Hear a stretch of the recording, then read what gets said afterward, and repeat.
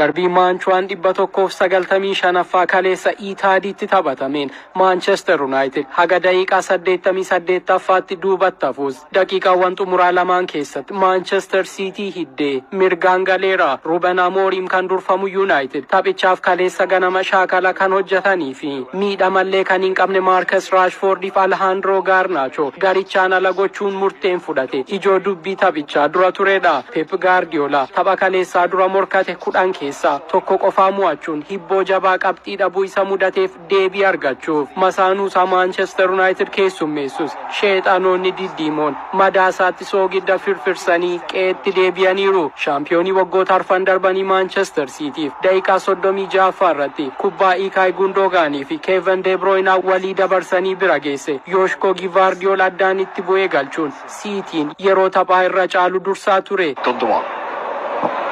Trent De Bruyne wasn't perfect, but what a great cross in the circumstances! Morkii halkaneedaatiin taphataa shaayii Manchester United kan turee fi sarara ittisa mirgaatii haga fuulduraa waliin ga'ee taphachuun ga'umsa addaa kan mul'ise Ahmed Diallo daqiiqaawwan gara xumuraatti Manchester United injifatee akka ba'u qooda guddaa bahateera. Taphicha injifachuuf haalaan dhiyaatee kan ture Manchester Cityf taphataan isaa Maatiyaas Nunes kubbaa gara goolii eegaa garichaa Ederson Moraesitti deebise. Ahmed Diallo gidduutti buufate sarara peenaalitii Manchester City keessa seene. Dialloon tasgabbiidhaan kubbaa inni to'ate harkaa buufachuuf kan yaale Maatiyaas Nunes balleessaa Diallo irratti raawwateen United peenaalitii argate. Peenaalitii argamte Bruno Fernandes daqiiqaa 88ffaa irratti kiyyootti diree Manchester United qixxaate. Si'aayina goolii kana boodaatiin kan onnate Manchester United daqiiqaa 90ffaa irratti Lisandro Martinez kubbaa qilleensarraan biraan ga'e Ahmed Diallo haalaan to'atee galchuun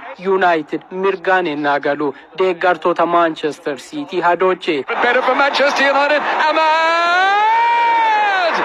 Ga'umsa addaa kan mul'ise Ahmed Diallo sarara peenaalitii Manchester City keessatti si'a 10 kubbaa tuqeen taphattoota garee lamaanii hunda ni caala. Dirree keessatti si'a 57 kubbaa kan tuqee fi kubbaa 32 sirriitti hiriyoota garee isaatiif dabarsee laachuunis carraa kennameefitti haalaan dhimma bahateera. Champions Leaguein Sporting Lisbon dursaa 4-1 Pep Guardiola kan mo'e Ruben Amorim tapha Premier League lammaffaasaa mo'ate ta'eera. Fiixee tapha kaleessaa injifachuutti dhiyaateerraa kan mo'atame Manchester Cityin bara dorgommii kana ulfinniif kabajni duraan ofitti hore irraa godaanaa jira. Cityin taphoota hundaa 11 as dhiyoo keessaa tokko qofaa injifate. Garichi hanga daqiiqaa 88tti otoo dursuu tapha mo'atame isa jalqabaati. Pep tapha booda yaada laateen leenjisaan garee kanaa anadha. Tarii anatu waan gaarii hojjechaa hin jiru ta'a. Akka hogganaatti fala barbaaduun qaba. Hagammaatti fala hin arganne. Waggoota lamaan darban tapha 8 hin mo'atamne turre. Amma kun ta'eera. Dhugaan jirus kanuma jedhe. So I'm the boss, I'm the manager, I have to find a solution and I don't find a solution. Taphataan Manchester City Bernardo Silvaan ammoo akka daa'imman umurii 15 gadiitti taphanne jechuun ofiisaa fi hiriyoota garee isaa ceepha'e. Leenjisaan Manchester United Ruben Amorim guyyaa addaa ture jechuun ga'umsa Ahmed Diallo fi taphattoota isaatti gammaduu dubbate. Rashford fi Garnacho garicha keessaa kan hambiseef taphichaaf kanneen mijatan filachuuf akka ta'es dubbateera. Taphichi erga xumuramee booda Rashford ishoo jechuun toora miidiyaa hawaasummaa isaa irratti injifannoo garee isaa yoo jaju haga oduun kun qindaa'etti Alejandro Garnachoon homaan jenne. Dursaan taphattoota garichaa Bruno Fernandes Ahmed Diallo kan dhaabu hin jiru jechuun hiriyaa garee isaa jajeera. When he's like this, is unstoppable. Taphoota biroo kaleessaatiin Chelsean sagalee dhokfatee morkattoota isaa irraa nutti itti fufeera. Brentford waliin kan morkate garichi goolii 2-1 irra aane. Mark Cucurella daqiiqaa 43ffaa irratti Nicola Jackson ammoo 80ffaatti galchii lamaan Chelsea lakkoofsisan. Brian Mbeumo goolii daqiiqaa 90ffaa irratti galche Brentfordiif bu'aa hin argamsiisne.